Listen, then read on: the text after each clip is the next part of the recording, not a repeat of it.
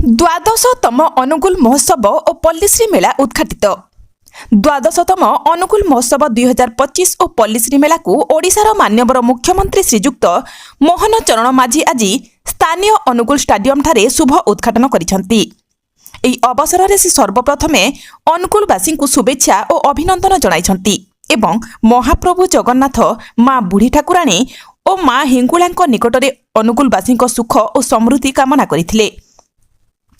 ओडिया अस्मिता एवं ओडिया संस्कृति को अंगे अंगे पालन करितिबा अनुगुल जिला सेवा संस्कार और ओडिया सामाजिक संहतिर ज्वलंत उदाहरण एवं शिक्षा क्रीड़ा और वैषयिक ज्ञान आदि क्षेत्र में यह जिला निजर एक स्वतंत्र परिचय तैयारी करिबारे सक्षम होई पारिछि बोली से कहिथिले।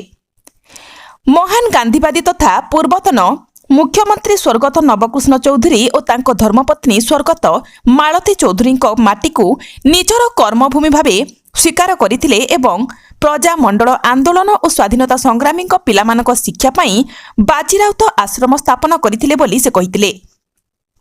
एही अवसर में बाजीराउत छात्रावास पाई 100 शଯ୍या विशिष्ट हॉस्टेल निमंते 1,25 लाख टंका मंजूर करथिले एवं एक स्मृति निर्माण कराजिबो बोली से कहिथिले।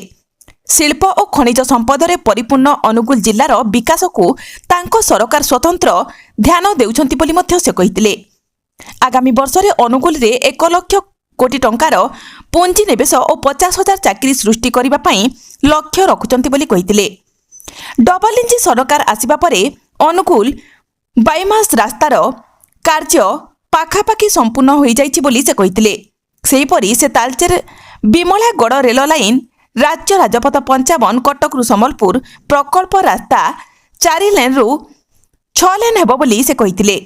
एही अवसर में से जिलार 9 विभागर 350 कोटी 76 लाख टंकार मोट 45 प्रकल्पर उद्घाटन और 449 लाख टंकार मोट 80 प्रकल्पर भित्ति प्रस्तर स्थापन करिसेंती। 2047 मसीहा सुधा भारत को एक विकसित राष्ट्र रूपे विश्व दरबार में पहुंचाइबा पई यशस्वी प्रधानमंत्री श्री नरेंद्र मोदी लक्ष्य एवं 2036 सुधा एक समृद्ध ओडिशा गठन स्वप्न को साकार करने पई अनुगुल जिलार एक बहुत बड़ महत्व रहिबो बोली से कहिथिले। एही अवसर में से स्वास्थ्य क्षेत्र में श्रीमती कविता राउत, महिला स्वास्थ्यकर्मी कांचन प्रधान, आशाकर्मी श्री अम्बुज गणनायक, शिक्षक ज्योत्स्नाराणी गणनायक, अंगनवाड़ी कर्मी नूर हुसैन खान, पारा बैडमिंटन खेलाड़ी को संबर्धना करथिले।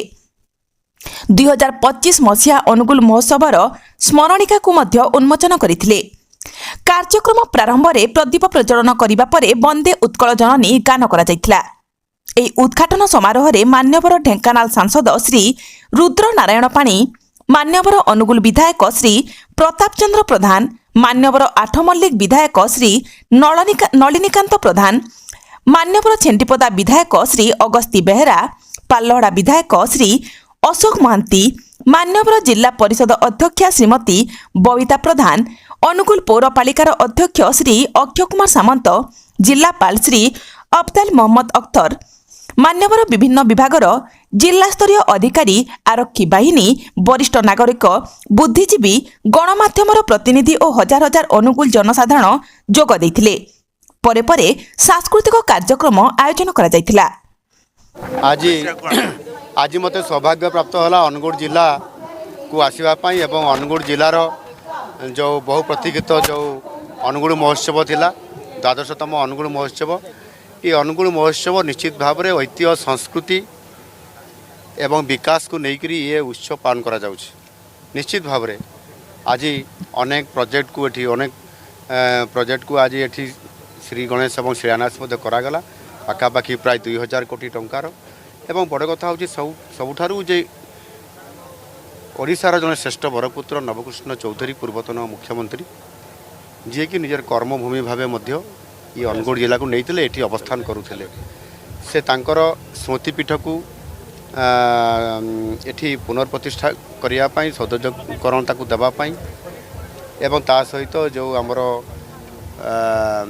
कौन छात्रावास बाजीराउत छात्रावास को ताको स्थापन करने ये निष्पत्ति आज दाबी थिला ताहा पूरण हवा सहित आगामी दिन में ये जिला गोटे खनि अंचल शिल्प अंचल होइथिबा कारणरू एठी किभଳି भाबरे ए जिला को एठिकार अर्थनैतिक दृष्टिकोणरू भित्तिभूमि दृष्टिकोणरू एवं शिल्प क्षेत्र में विकास दृष्टिकोणरू प्राधान्य दि जाउची लक्षे कोटी टंकार शिल्प ये अनुगुल जिले में प्रतिष्ठा होगा जाऊँगी से MOU होती आउ कि हेबार कार्यक्रम अच्छी आगामी दिन में ग्राउंडिंग होकर ये जिला ओडिशा रे 1 नंबर हम भारत वर्ष चित्र में आसब ये प्रकार वातावरण आम सरकार आज करुँच आज मत भारी एटी उत्साहित करा जायछि जिला तरफ आज ये कार्यक्रम अति सुंदर होती पागर प्रतिकूल परिस्थिति भितर आ निश्चित भाव में मुझे कहबी अनुगुल जिला आग को बढ़ तार संस्कृति ऐतिह्य नहीं एवं नुआ भाव विकास को भित्तिभूमि को लेकर बढ़ धन्यवाद।